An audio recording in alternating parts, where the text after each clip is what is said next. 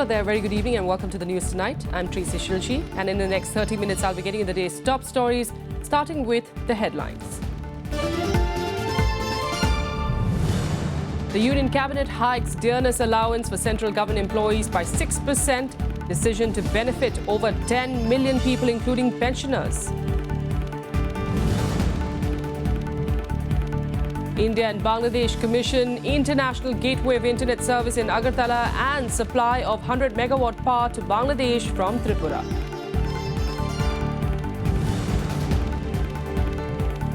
Fresh protests at Hyderabad Central University. JNU Students Union President Kanhaiya Kumar is denied permission to address students there.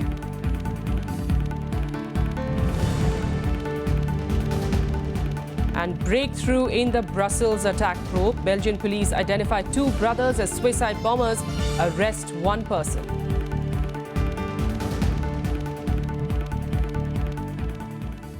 But first, let's start with that holy bonanza for government employees. The Union Cabinet, has increased dearness allowance for government employees and pensioners by 6%. With this, the DA will go up to 125% from the present 119%. Benefiting over 10 million employees and pensioners. The new rate of DA is expected to be implemented from the 1st of January 2016 and will be applicable for 4.8 million central government employees and 5.5 million pensioners. The Cabinet also decided that the centre will spend 81,975 crore rupees on its rural housing scheme, and some 2.95 crore houses will be built under this scheme. Talking of other decisions, the Cabinet also approved the National Capital Goods Policy. India will also become part of the Ashgabat Agreement, which will facilitate the movement of goods to Central Asia. The Cabinet also cleared a proposal to provide nutrient-based subsidies of 21,274 crore rupees for 2016-17. For dearness allowance would be 6,796.50 crores. 796.50 crores, while for the pensioners relief would be 7,929.24 crores. 7,929.24 crores for the year 7,929.24 crores for the financial year 16-17. As per the estimation of the government, till the year 18-19, in the coming 3 years, we propose to construct 1 lakh rural houses, which would entail an expense of 81,975 crores, out of which budgetary allocation shall make provision for 60,000 crores, and the balance through amortized procedure from NABARD. Meanwhile, it was a day of increased connectivity between India and Bangladesh as the Prime Ministers of both the countries commissioned international gateway of internet service in Agartala and the supply of 100 megawatt supply power to Bangladesh from Tripura. Prime Ministers Narendra Modi and Sheikh Hasina lauded the increased connectivity, saying that the era of good ties can only progress from here on. Prime Minister Narendra Modi inaugurated by remote control the 100 megawatt power supply from Tripura to Bangladesh on Wednesday. At the same time, Bangladesh Prime Minister Sheikh Hasina provided 10 GB internet bandwidth to India. The cross-border connectivity was facilitated through video conferencing. Interdependent world को साकार करने के उत्तम से उत्तम मार्ग कौन से हो सकते हैं, और मैं देख रहा हूं कि एक के बाद एक सहयात्रा के सहयोग के हमारे प्रयास बहुत ही उत्तम परिणाम देने का सामर्थ्य रखते हैं, और मैं इस अवसर को उस रूप में देखता हूं और मुझे विश्वास है कि ग्लोबल कम्युनिटी भी एक छोटे से कमरों में वीडियो कैमरा के द्वारा हो रहे इस कार्यक्रम को एक वैश्विक स्तर पर भी इस घटना को देखेगी, ऐसा मुझे पूरा विश्वास है। बांग्लादेश এবং ভারতের মধ্যে বিদ্যুৎ এবং ব্যান্ডউইথ বিনিময়ের মাধ্যমে আমরা আমাদের পারস্পরিক সম্পর্ক উন্নয়নের ক্ষেত্রে আরেকটি মাইল ফলক সৃষ্টি করলাম। বিদ্যুৎ আমদানি আমাদের জ্বালানি চাহিদা পূরণ করবে। বাংলাদেশ থেকে ব্যান্ডউইথ পাওয়ার ফলে ত্রিপুরা এবং ভারতের উত্তর পূর্বাঞ্চলের রাজ্যগুলোর মধ্যে ডিজিটাল সংযোগ বৃদ্ধি পাবে এবং সেখানকার জনগণের আর্থসামাজিক উন্নয়নেও যথেষ্ট অবদান রাখবে এবং আমাদের বন্ধুত্ব আরো সুদৃঢ় হবে। All the 8 northeastern states are expected to benefit from the opening of the third international internet gateway. The Prime Minister applauded the connectivity, saying the era of good ties between India and Bangladesh can only grow.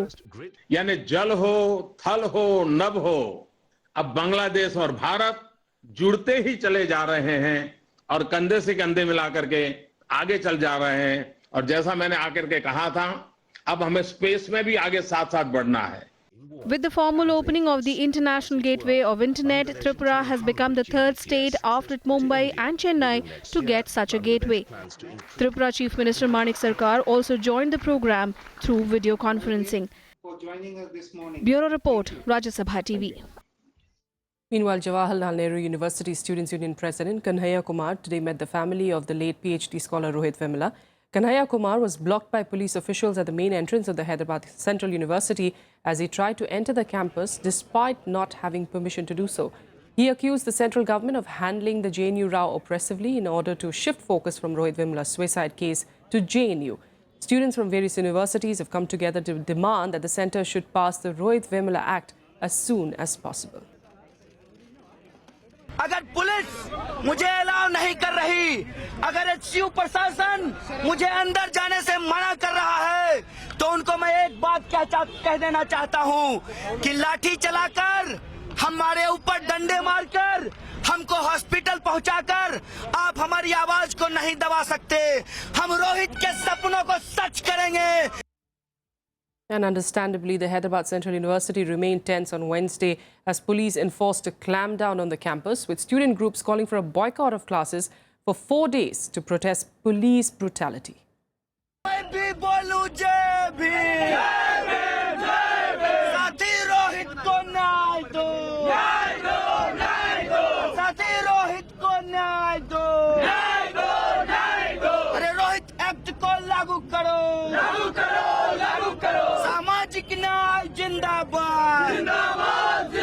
Taking the Hyderabad Central University administration head-on, JNU Students Union President Kanhaiya Kumar made his intentions clear as he arrived in Hyderabad. This even as there were fresh protests over Rohit Vemula's suicide.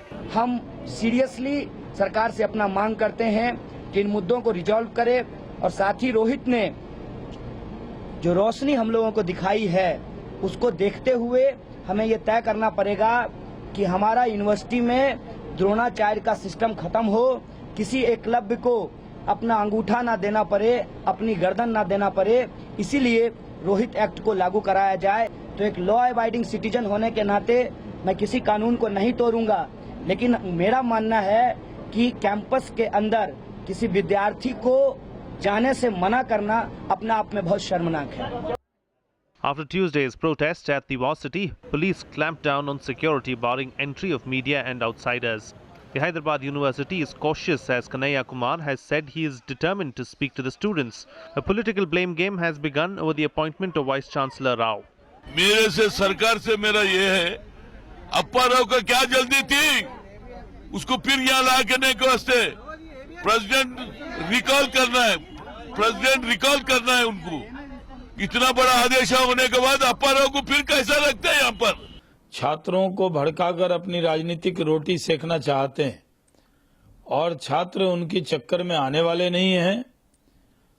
जिस तरह की हरकत Hyderabad university में की जा रही है उसके पीछे पूरी तरह कांग्रेस और कम्युनिस्ट मानसिकता के लोग हैं। It was widely believed that the reason for his committing this tragic act was the insensitivity of the then administration headed by Vice Chancellor Appa Rao, and that there was also the intervention of the Ministry of HRD.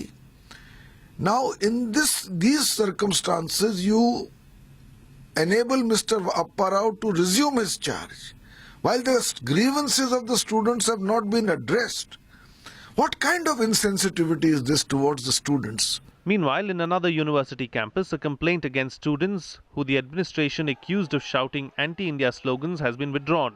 In a turnaround, the principal of Pune's famous Ferguson College withdrew the complaint to the police, saying it contained a typographical error. Police officers are now examining CCTV footage of the event. Principal होने के नाते उनके हाथों में पूरा discipline होता है और उसकी कोई पुलिस की जरूरत होती है तो वो पुलिस को लेटर लिखते हैं, लेकिन वो दोनों बीच में लेटर लिखना और ऐसा परसेप्शन और मीडिया और सारे लोगों के मन में देश विरोधी नारे लगाए, ऐसा वो माहौल जो बढ़ गया, उसका तो पुलिस पूरी तरह से जांच कर रही है। जांच के बाद वो उनका लेटर का भी जांच करेगी और वहां नारेबाजी लगाए कि नहीं लगाए उसकी भी जांच करेगी और जांच के बाद जो रिपोर्ट आएगा उसके बाद तुरंत जो नियम के अधीन कार्रवाई करना होगा जरूर पुलिस करेगी। The request for police action comes just weeks after 3 students of JNU, including Kanhaiya Kumar, were arrested on sedition charges.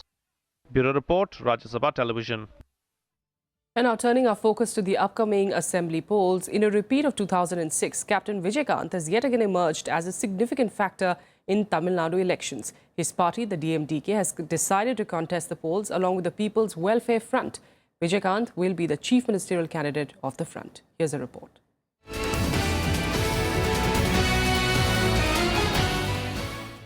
After weeks of confusion over forming an alliance ahead of the Tamil Nadu elections, Desiya Murupokku Dravida Kadagam President Vijaykanth has finally joined hands with the People's Welfare Front and will be the chief ministerial candidate for the alliance. 124 seats have been allotted to DMDK. 110 seats have been allotted to PWF. And the whole combination, I will be the coordinator. That is announced by Captain Vijaykanth. This alliance will be called Captain Vijaykanth Alliance. This alliance will be called Captain Vijaykanth Alliance. And I will be the coordinator. And the government which is going to be formed will be a coalition government. DMDK will contest in 124 assembly seats, while the PWF will field candidates in 110 constituencies in the upcoming assembly elections slated for the 16th of May. PWF leaders Vaiko of MDMK, Tol Tirumavallavan of VCK, G. Ramakrishnan of CPM and R. Muttarasan of CPI met Vijaykanth at the DMDK headquarters on Wednesday morning. Other political parties were quick to dismiss the alliance and said it would not have an impact in the upcoming polls. Democracy में हर political party को अधिकार है कि वो जिससे चाहे alliance कर सकती है, इसमें कोई भी दूसरी पॉलिटिकल पार्टी कुछ नहीं कह सकती. Captain Vijaykanth's decision to align with the People's Front is going to create, not going to create any impact in the Tamil Nadu politics. Actually, he has wasted his political career. If he would have joined with BJP, definitely would have formed a successful alliance. There are lots of confusion and this is not going to tie it down. So this is nothing. That alliance is not going to take off at all like one.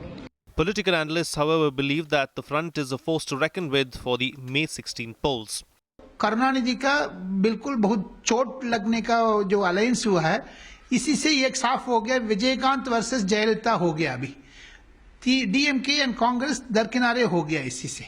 मुझे नहीं लगता BJP उसमें एक serious contender नहीं है वो तमिलनाडु में, लेकिन बीजेपी के साथ विजयकांत का अभी तालमेल शुरू कर रही थी जो विजयकांत का बीवी ने, वो उसको झटका मिला है.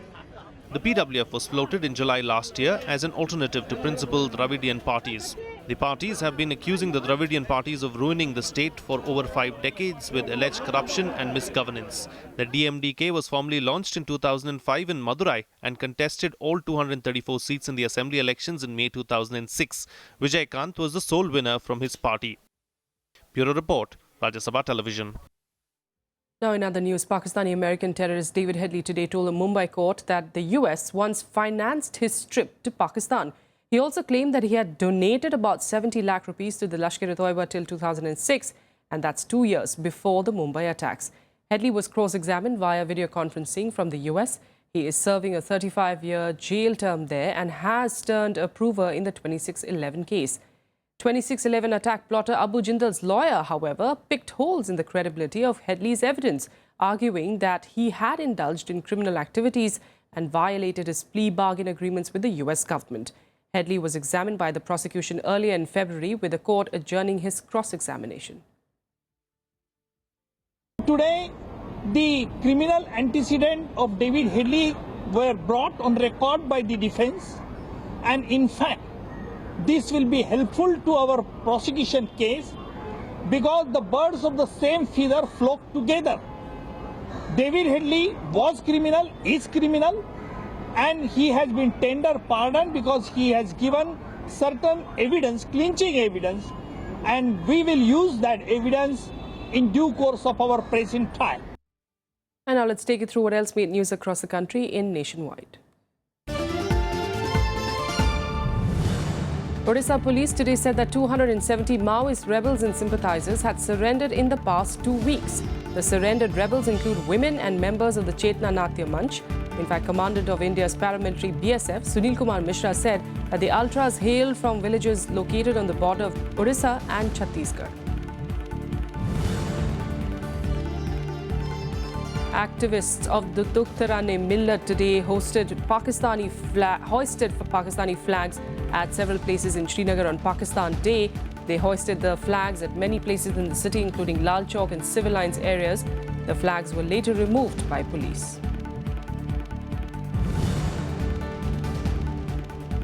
At least 5 persons were killed while 7 sustained severe injuries in an explosion at a firecracker factory in Jainpura village this evening. 14 people were working in the factory when the explosion took place. Firefighters took around 4 hours to control the flames.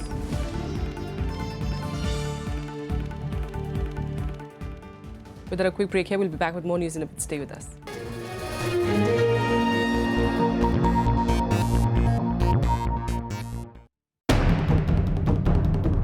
The 85th martyrdom anniversary of Bhagat Singh, Rajguru and Sukhdev, remembering the reverberating impact of their nationalism.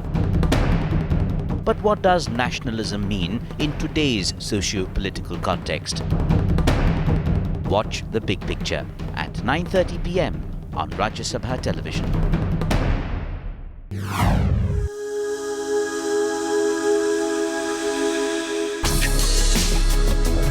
Tales that inspire.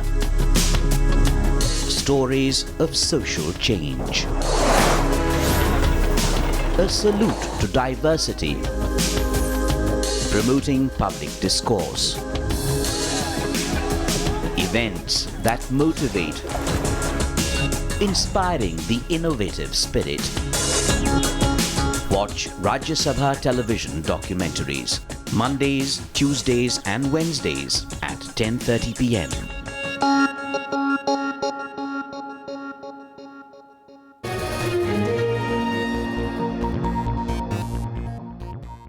Welcome back to News Tonight. Let's get you more news now. And Pakistan High Commissioner Abdul Basit says that his country is seeking to normalize ties with India. Basit, who was in Delhi, called for the resolution of outstanding issues, including the Kashmir dispute, to ensure peace and prosperity. He also described the visit on a five-member team to probe the Pathankot terror attack as a positive development and hope that they will do their work productively. The Pakistani Joint Investigation Team had applied for a visa yesterday after the foreign ministers of the two nations announced that it will come on the 27th of March. He also called upon the international community to close ranks for ensuring nuclear security, but without any discrimination. जहाँ तक पाकिस्तान भारत के ताल्लुकात की बात है, आप सब जानते हैं कि पाकिस्तान ने हमेशा इस बात की कोशिश की है कि हमारे ताल्लुकात भारत के साथ बेहतर हों, हम एक दूसरे के साथ नॉर्मल हमसायों की तरह रहें, और यही इस वक्त हमारी कोशिश भी है. On to what remains the top international story. Belgium named 2 suspects in the terror attacks that killed at least 30 people on Tuesday's blast. 1 person was arrested today, even as Europe remained on high alert. Authorities also raced to review security at various airports. Belgium is observing a 3-day national mourning period. In a major breakthrough, the Belgian police identified 2 brothers as the suicide bomber suspects in Tuesday's attacks at the Brussels International Airport.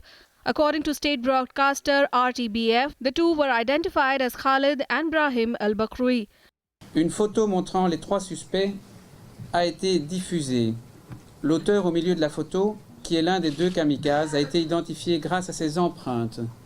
Il s'agit de Ibrahim El-Bakraoui, né à Bruxelles le 9 octobre 1986, de nationalité belge. Le second kamikaze, à gauche sur la photo, n'a pas encore été identifié. Le troisième suspect, vêtu d'une veste claire et portant un chapeau, est en fuite. The two brothers were known to police for past crimes, but nothing relating to terrorism. The broadcaster initially said both were suicide bombers in Brussels airport. While one was at the airport, the other was at the metro station. The development came hours after Belgium ordered a huge manhunt soon after Islamic State bombers attacked Brussels airport and a metro train, killing around 30 people and injuring hundreds. En ce qui concerne l'attentat dans la station de métro Maalbeek à Bruxelles, le métro visé quittait la station Maalbeek en direction de la station Arlois. L'explosion s'est produite à l'intérieur de la deuxième rame, alors que celle-ci était toujours dans la station. Le kamikaze a été identifié par ses empreintes. Il s'agit de Khalid El-Bakraoui, frère de Ibrahim, né à Bruxelles le 12 janvier 1989, de nationalité belge. Meanwhile, on Wednesday, life started to return to normal in Brussels with some public transport working and cars returning to the European district. Choqué, c'est sûr que quand ça arrive à Paris, quand ça arrive ailleurs, on se dit que ça ne peut pas arriver ici, et donc de voir que ça arrive à 500 mètres d'ici, c'est sûr que ça fait quelque chose, quoi. On ne se sent pas très bien, quoi. Non, mais ça va faire réfléchir à beaucoup de choses. Voilà, ça c'est clair, c'est indéniable, on ne peut pas passer à côté. The attack came 4 days after the arrest of Salah Abdeslam, a suspect in November's Paris attacks who was captured in Brussels after a 4-month manhunt. Security was tighter at airports around Asia on Wednesday, with South Korea, Japan, Indonesia, Thailand and India saying they were deploying additional resources at the major hubs. Belgian and European Union leaders also held minute silence for Brussels victims. Bureau Report, Rajya Sabha TV. But despite the terror attacks, there is no change in Prime Minister Narendra Modi's proposed three-nation tour beginning the 30th of March. Modi will visit the US, Brussels and Saudi Arabia. Brussels, in fact, will be the PM's first stopover. Besides attending the EU-India summit in Brussels, Modi will also hold wide-ranging talks with his Belgian counterpart Charles Michel on a variety of issues of mutual interest. From Brussels, Modi will then leave for Washington to attend the 4th Nuclear Security Summit on the 31st of March and the 1st of April, where he will be making some specific announcements and proposals with regard to nuclear security. From Washington, Modi will then travel to Riyadh on the 2nd of April for a 2-day visit at the invitation of King Salman bin Abdulaziz Al Saud. With that, let's take you through some more international news events in Global Buzz. The Islamic State has claimed responsibility for killing a Christian in Bangladesh in order to teach a lesson to others. The South Asian country has seen a surge in Islamist violence in which liberal activists, members of minority sects and other religious groups have been targeted. The US-based SITE intelligence group said that the ISIS claimed responsibility for killing Hussein Ali Sarkar. Israel has beefed up security in Jerusalem and imposed a closure on the West Bank as festivities for the Jewish holiday of Purim are on. The army sealed off all crossings between Israel and Palestinian territories for the duration of the holiday, citing security reasons. The closure will be in place until Saturday night. Until then, only those in need of urgent medical attention in Israel will be permitted to pass through. Israel has previously sealed off the Palestinian territories for major Jewish holidays as well. Palestinians see the measure as a collective punishment.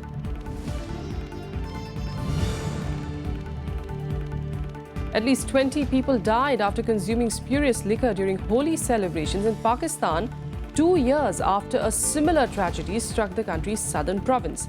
A senior police official stated that they had bought the cheap moonshine from a local dealer. Residents have staged a protest against the police for failing to stop the illegal sale of hooch in their neighborhood. Following the protest, the area's station house officer has been suspended and 2 persons have been arrested for brewing the illegal drink.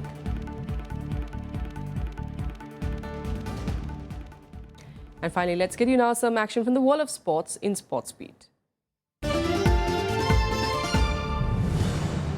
Pakistan captain Shahid Afridi has come in for a lot of criticism again for his remarks that a lot of people from Kashmir came to support his team during their World T20 match against New Zealand in Mohali.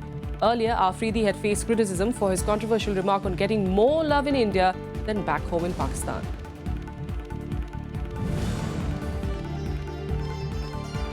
Bangladesh fast bowler Taskin Ahmed's suspension from international cricket has been upheld by a judicial commissioner following a review hearing. He and his teammate, left-arm spinner Arafat Sani, were reported for suspected illegal bowling action by match officials during Bangladesh's opening match of the ICC World 2020 against the Netherlands in Dharamshala.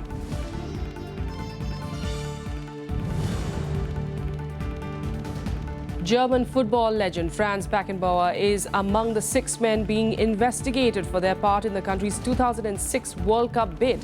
The FIFA Ethics Committee decided to act after examining a report commissioned by the German Football Association.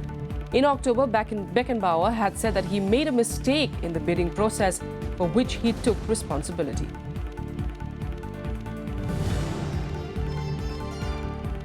The Olympic wrestling team of Russia could rule out top athletes for the Rio Games following reports of several doping cases. The country's wrestling federation has said that it would take severe measures to punish athletes caught doping. The disclosure came a day after 4 Russian track and field athletes were exposed as having tested positive for the banned drug meldonium.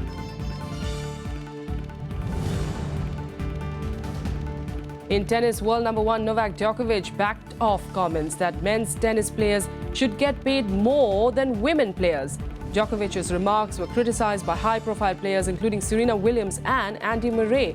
A furious row over the gender pay gap in tennis erupted when Indian Wells tournament director Raymond Moore said that women should get on their knees to thank male players for money in the sport.